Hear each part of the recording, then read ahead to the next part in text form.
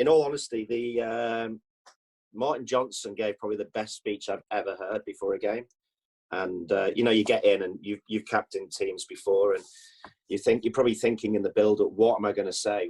How do I construct this? How do I get everybody to just the right point? And 10 minutes to go, we're about to go out into the tunnel to go out, and he stands up, and in that scenario, most people won't speak really until the captain speaks or one of the leaders speaks. And he didn't speak at all for 2.5 minutes. Not one single word. No one spoke. And he just sort of looked around the changing room into everyone's eyes, probably deeper into their eyes, into their souls. And there was just a nod.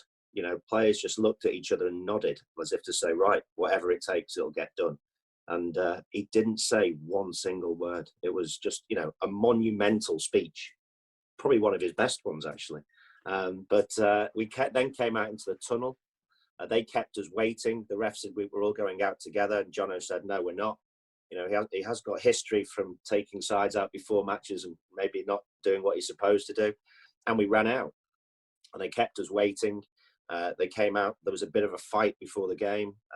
The ref got involved and split it up. And then it kicked off, and they lost a player very early on, and we lost a player just after it. And the rest is documented. Marvellous break by the scrum half Healey. Outside to Leon Lloyd. Lloyd has scored his second try. I'd go back 24 hours before kickoff when we went there to do our team run. And Parc des Princes is an amazing stadium anyway, and it's underground. It's like in a bowl, so it's like to go there and finish our team run in an empty stadium. I think it's 60,000 capacity. Then to sit in the stadium afterwards and watch the boys doing their training, and there was an atmosphere then. In an empty stadium, you can feel the atmosphere. That sort of led to the nervousness starting to build up, knowing that if it feels like this now and it's empty, what's it going to feel like tomorrow when there's 60,000 supporters in here? And the weather was amazing. It was a red hot day. I think then it led for a sleepless night the night before. And also, that's the reason why we play sport. You play to get the chance to play in those big occasions, and they don't come any bigger. I played I'm fortunate to play in some big matches for club and country, but that is, apart from a World Cup final, they don't come much bigger playing in a Heineken Cup final with your teammates who you play week in, week out. So I think for us as a mixed squad, we had some senior players and also some younger guys who were coming through. The younger guys would have been the likes of Jordan Murphy, Lewis Moody, Paul Gustard, Andy Good, so those guys who were coming through. And then the older guys who may have been in the twilight of their career, the Garforths, the Rowntrees, the Johnsons, those guys in the backs.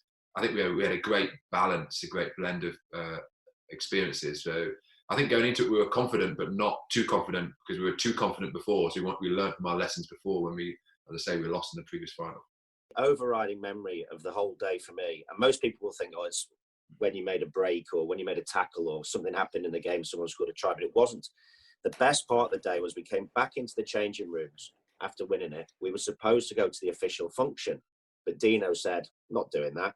And we went out in our kit from the stadium, and we turned right, and there was a pub on the corner, and we had the trophy with us, and it was full of Leicester fans. And we went and drank there for 2 hours in our kit. You see about this Alex Good stuff now, staying in his kit after the final. I think we pioneered that. We were all in there, absolutely singing songs, having a great time, drinking out the trophy. Heineken was going around in the trophy, necking it, all sorts. It was just, and it brought the whole club into focus, really, that it wasn't really about the 15 lads on the field or the lads who'd come off the bench. It was a whole club effort, the coaching staff, the people, the backroom staff, but also the supporters. There's people there. They'll tell you a story now that they'd saved up for a month to be able to go to watch the game, to get the bus from Leicester to Paris to watch the game. A lot of them a day trip. They get there in the morning and they were home that same night. And I think those sorts of stories and bringing it all together it tells you everything that was great about playing in the Heineken as it was now and then. Going into it, although we were playing Stade Francais on a neutral venue, in inverted commas, it was only 100 yards from their home ground. That added to the whole occasion, and I suppose the loss against Brive added to that, and some of our key players were planning on retiring after that match, so all momentum was building towards it being being written in the stars. But like sport, nothing's written in the stars. We've lost finals where it's written in the stars that we should win because our key players are leaving and we've lost them. So it comes down to performance on the day, and we didn't perform well or prepare well for the previous final in '96. We prepared well for this one, so we're in a far better space.